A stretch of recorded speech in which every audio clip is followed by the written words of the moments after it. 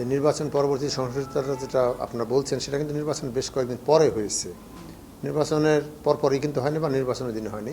এখন এই সহিংসতাটা কি আসলে কি নির্বাচন নিয়ে নাকি ব্যক্তিগত বা পারিবারিক দলাদলি বা সামাজিক দলাদলি থেকে হয়েছে, এই বিষয়টা তো এখনো না, এটা আপনার তো এখনই আমরা সিদ্ধান্ত দিতে পারি না। কারণ দেখতে হবে এখানে যেখানে এই ধরনের ঘটনাটি ঘটেছে সেটা একটা অবশ্যই বেআইনি কাজ হয়েছে এবং সেখানে পুলিশ যথাযথ ব্যবস্থা নিয়েছে।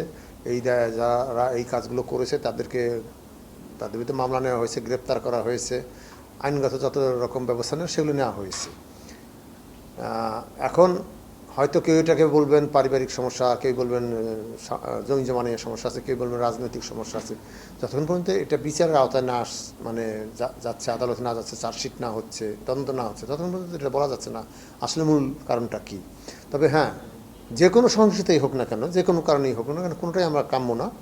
আমাদের দেশে যে নির্বাচন না থাকলে যে সহিংসতা হয় না তা না, নির্বাচন না থাকলেও সহিংসতা হচ্ছে। এখন নির্বাচনের সময় যে অন্য কারণে সহিংসতাগুলো হয় সেগুলো তো আর নির্বাচনের কারণে বলা যাবে না। তো এটা তদন্তই রয়েছে, দেখতে হবে আপনার যে কোনো অন্যায় বা অপরাধ হলে সেখানে পুলিশ যথাযথ আইনগত ব্যবস্থা নিচ্ছে কিনা।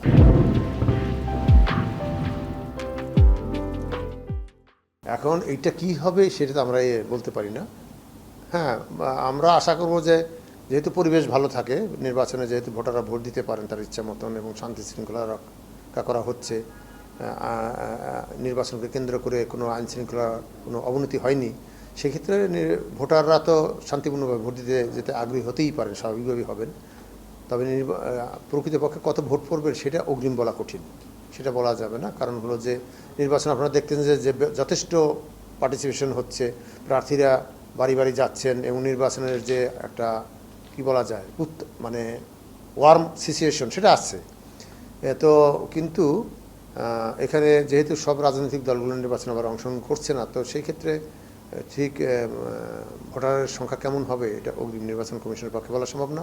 তবে আমাদের আইনে যেটা আছে যে ভোটাররাই উপস্থিত হোক না কেন তারা যদি বাধাহীনভাবে এসে ভোট দিতে পারে, তাদের পছন্দ মতন প্রার্থীকে তারা ভোট দিতে পারেন এবং নির্বাচনের ভোট হওয়ার পরে নির্বাচনের ফলাফল যদি ভোটের ভিত্তিতে সুষ্ঠুভাবে ঘোষণা করা যায় তাহলে আমরা বলবো যে এটা আমাদের আইনের দৃষ্টিতে এটা সঠিক আছে, সেই হিসেবে নির্বাচন। আমাদের বার্তা হবে যে যেহেতু নির্বাচনটা আমরা মুখে না, শুধু আমরা তো প্রমাণ করে দেখিয়েছি যে 7 তারিখের নির্বাচন সুষ্ঠুভাবে শান্তিপূর্ণভাবে হয়েছে, এরপরে 8 তারিখের নির্বাচনটা সুষ্ঠু শান্তিপূর্ণভাবে হয়েছে। ভোটারদের কোনো ভয় পাওয়ার কোনো কারণ নাই, তারা ভোট কেন্দ্রে আসুক, তাদের যে অধিকার রয়েছে সেই অধিকারটা প্রয়োগ করুক। কারণ আপনার অধিকারটি যদি আপনি প্রয়োগ না করেন তাহলে যে একজন উপযুক্ত প্রার্থী হয়তো যিনি আছেন তিনি হয়তো ভোটে হেরে যেতে পারেন। আপনার যিনি যোগ্য মনে করেন সেই যোগ্য প্রার্থী হয়তো দেখা গেলো আপনার না আসার জন্য, ভোট না দেওয়ার জন্য সেই যোগ্য প্রার্থী নির্বাচিত না হয়ে একজন যোগ্য প্রার্থী বা অযোগ্য প্রার্থী নির্বাচিত হবে। সেটা তো ভোটারদের দায়িত্ব রয়েছে তো এখানে। অতএব ভোটাররা এসে তাদের যোগ্য প্রার্থীকে ভোট দেওয়া উচিত, তাহলে যোগ্য যারা প্রার্থী তারা নির্বাচিত হবেন।